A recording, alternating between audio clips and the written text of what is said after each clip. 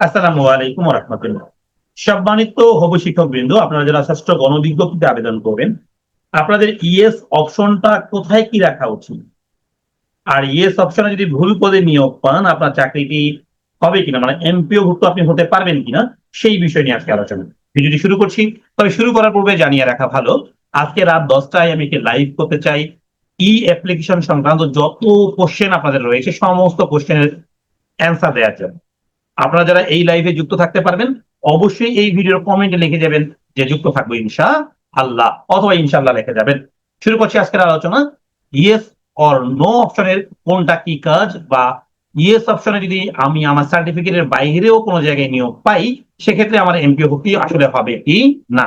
সম্মানিত শিক্ষকবৃন্দ, আপনারা দেখবেন, I agree to join any institution of the country selected by the authority on the basis of merit. এখানে কিন্তু বেসিস অফ মেরিট বলেছে। এখানে একটা কথা আছে, এটা বোঝাবো আমি আপনাদেরকে। ফার্স্ট প্রিফারেন্স জেনারেল, সেকেন্ড মাদ্রাসা, এনার কিন্তু থার্ড অপশনটাই ছিল না। আমি যা সাবমিট করেছি তার থার্ড অপশনটাই ছিল না।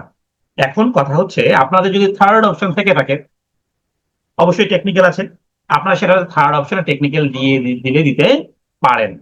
এখন কথা হচ্ছে, ধরে নেন যে আমার সার্টিফিকেটে লেখা রয়েছে assistant teacher, junior school, secondary school, higher secondary school অবলিক মাদ্রাসা। এখন আমার সার্টিফিকেট তো টেকনিক্যাল লেখা নেই। আমি যদি টেকনিক্যাল ক্লিক করে দেই, আর আমার যদি নিয়োগটা টেকনিক্যালে হয়, তাহলে পরবর্তীতে কি হবে? যেমন এক ভাই আমার কাছে ফোন করেছিলেন, উনি এনটিএসসি তে গিয়েছিলেন, ওনাকে বলেছে যে এরকম, যে দেখেন আপনার যদি টেকনিক্যাল ইয়েস অপশন দিয়ে রাখেন, ইয়েস অপশনে দেওয়ার কারণে ওনার সাবজেক্ট টেকনিক্যাল, ইয়েস অপশন দেওয়া থাকার কারণে আপনার যদি জেনারেলি নিয়োগ হয়, আপনি পরে কোনো না কোনো ভাবে এমপিওটা করাই নিতে পারলেও পারতে পারেন। এইটা ডিপেন্ড করবে এমপিও ভর্তি শাখার উপরে। সো ওখানে কিন্তু অনেক কিছুই ঘটে, অনেক মাধ্যমে। কোন কোন মাধ্যমে এটা আমি উন্মুক্ত বলতে চাই না। ওকে, এখন কথা হচ্ছে, তাহলে আপনাদের যাদের অপশন তিনটা আসবে, জেনারেল আসবে, তারপরে কি আসবে, মাদ্রাসা আসবে এবং টেকনিক্যাল, তিনটা অপশন যাদের আসবে, তিনটাই দিয়ে রাখাটা ভালো। কেন ভালো? তবে ভালোটা কেমনে আবার সেটা বোঝাচ্ছি। মনে রাখবেন, আপনার সার্টিফিকেট অনুসারে আপনার যদি জেনারেল এবং মাদ্রাসা হয়, তাহলে আপনি আগে জেনারেল দিবেন ভাই। এখন আপনার সার্টিফিকেট যদি টেকনিক্যাল হয়, তাহলে আপনি আগে টেকনিক্যাল দিবেন ভাই। হ্যাঁ, মানে আগে ভুলটা দিবেন না।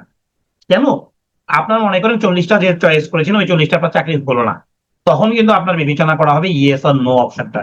ইয়েস অপশন থাকলে আপনাকে এখন দেখা হবে আপনার জেনারেল যদি দেয়া থাকে নাম্বার ওয়ানে, যেমন এনার জেনারেল দেওয়া রয়েছে, জেনারেলে কি অবস্থা রয়েছে তার, ওই জেনারেলে কোন কোন স্কুলে এখন পর্যন্ত আবেদন করে নাই, যে সমস্ত স্কুলে আবেদন করে নাই সেখানে যে মেরিটের কথা বলা হয়েছে, এখন এখন পর্যন্ত কতজন মেরিটের আমাদের এখন পর্যন্ত নিয়োগ পায়নি। ধরা গেল 1 থেকে 1000-এর মধ্যে 90 জন এখন পর্যন্ত নিয়োগ পায় নাই, মানে নিজ যে চয়েস ছিল সেই চয়েসে নিয়োগ পায়নি 90 জন। এখন ওই 90 জনের মধ্যে আবার মেরিট লিস্ট হবে 1 থেকে 90 পর্যন্ত, কথা বুঝে যান, 1 থেকে 90 পর্যন্ত। এখন আপনার মেরিট হলো ওই 1 থেকে 90-এর মধ্যে এক। সো ফার্স্ট মেরিটে আপনি জেনারেলের যে স্কুল ফাঁকা রয়েছে 90টা, তার মধ্যে আপনি প্রথমটা পেয়ে যাবেন। এখন দেখা গেল আপনার মেরিটের অবস্থান, যে 90 জন চাকরি পায় নাই, তার মধ্যে আপনার মেরিটের অবস্থান 90। মেরিটের অবস্থান কত? 90। সো আপনার 90 নম্বর আসতে হবে কিন্তু জেনারেলে, তাই না? সো দেখা গেল শূন্য পদ রয়েছে 80টা, কতটা রয়েছে? 80টা। তাহলে 1 থেকে 80 পেয়ে যাবে। তাহলে আপনি কিন্তু তখন বাদ পড়ে যাবেন। যখন বাদ পড়ে গেলেন, তখন আপনার জন্য আবার মাদ্রাসা বিবেচনা করা হবে। ওই সেম একই স্টাইলে মাদ্রাসায় মেরিট লিস্ট গবেষণা করা হবে। যোগ বিয়োগ গুণ ভাগ করবে, এটা সফটওয়্যার করবে, এটা মানুষ করবে না। কোনো দুর্নীতির চান্স এখানে নাই। সফটওয়্যার যখন দেখবে যে মাদ্রাসায়ও আপনার টিকছে না, তখন সফটওয়্যার কি যাবে, থার্ড অপশন যদি থেকে থাকে তখন টেকনিক্যালে যাবে। দেখা গেল টেকনিক্যালে গিয়ে আপনার বাই চান্স কোনো একটা অপশন ছিল, ওই টেকনিক্যালি আপনার কোনো এক জায়গায় ফাঁকা আছে, আপনাকে দিয়ে দিল। এখন যখন দিয়ে দিল, আমি যতটুকু জানি সফটওয়্যার এগুলো সেটিং দেওয়া রয়েছে, আপনাকে দিবে না। যদি সফটওয়্যার সেটিং না থাকে তাহলে আপনাকে দিবে। যদি দেয় তাহলে আপনি কোথায় যাবেন? প্রতিষ্ঠানে নিয়োগ পেয়ে গেলেন, সুপারিশ পেয়ে গেলেন, সুপারিশ পত্র নিয়ে প্রতিষ্ঠানে যাবেন। এখন যখন প্রতিষ্ঠানে যাবেন, প্রতিষ্ঠান তখন দেখবে যে না, ইনি নিয়োগ পেয়েছে। প্রতিষ্ঠান প্রধান যদি বুঝলে বুঝলো, না বুঝলে তো নিয়োগ দিয়ে দিবে। নিয়োগ দিয়ে দিলে যে এমপি হবে তা কিন্তু না আবার। হ্যাঁ, নিয়োগ দিয়ে দেওয়ার পর আপনার এমপির জন্য ফাইল পাঠাবে, তখন শিক্ষা অফিসার অবশ্যই বুঝে যাবেন। তখন শিক্ষা অফিসার ফাইলটা আপনার আটকায় দিবে। যখন আটকাই দিবি, এরপরে দেন দরবার অনেক কিছু রয়েছে বাংলাদেশে ভাই, সবই সম্ভব হয়।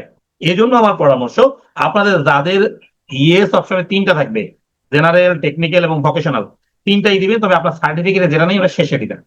কি বুঝতে পারছি? কারণ আপনার জেনারেল বিবেচনা করা হবে, জেনারেলের শূন্য পদ পেয়ে গেলে আপনাকে দিয়ে দিবে, যদি জেনারেলে শূন্যপদ না থাকে মাদ্রাসায় বিবেচনা করবে, মাদ্রাসায় শূন্যপদ না থাকলে আপনাকে নন কোয়ালিফাইড দেখাবে। আচ্ছা, যদি থার্ড অপশন থাকে তাহলে আপনার থার্ড অপশনটা যদি সফটওয়্যারে ওপেন থাকে বিবেচনা করবে। সো আমার পরামর্শ হচ্ছে যদি তিনটা অপশন থাকে তিনটা অপশন দিয়ে দেওয়াই ভালো। আমার মাধ্যমে যারা আবেদন করেছে আমি যাদের যাদের তিনটা অপশন পেয়েছি তাদের তিনটাই দিয়ে দিয়েছিলাম। সো সবাই ভালো থাকবেন, আল্লাহ হাফেজ। এবং আজকে আমার যে লাইভটি হবে, লাইভটিতে আপনারা যারা যুক্ত থাকবেন অবশ্যই কমেন্ট করে যাবেন। আল্লাহ হাফেজ, আসসালামু আলাইকুম ওয়া রাহমাতুল্লাহ।